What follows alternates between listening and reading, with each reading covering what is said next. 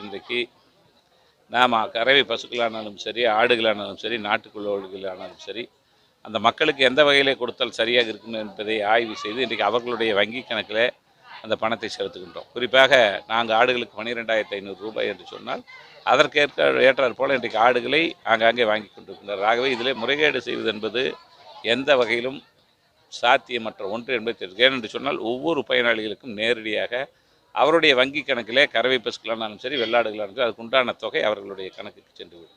ஆகவே அதன் பேரிலே தான் நம்முடைய மருத்துவர் குழு அங்கே சென்று அவர்களை அழைத்து வந்து அந்தந்த சந்தைகளிலே இல்லை மற்ற பகுதியிலே இருக்கின்ற கறவை பசுக்களானாலும் சரி, ஆடுகளாக இருந்தாலும் சரி வாங்கி கொண்டிருக்கின்றார்கள்.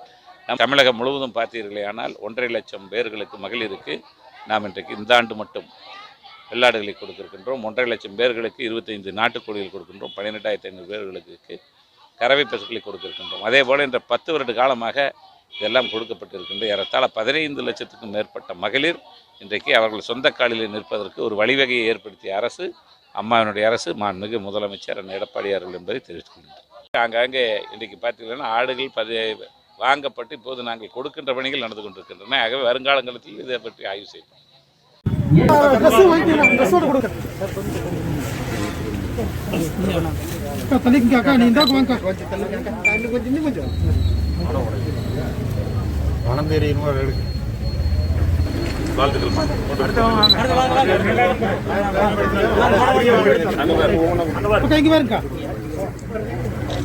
சரிங்க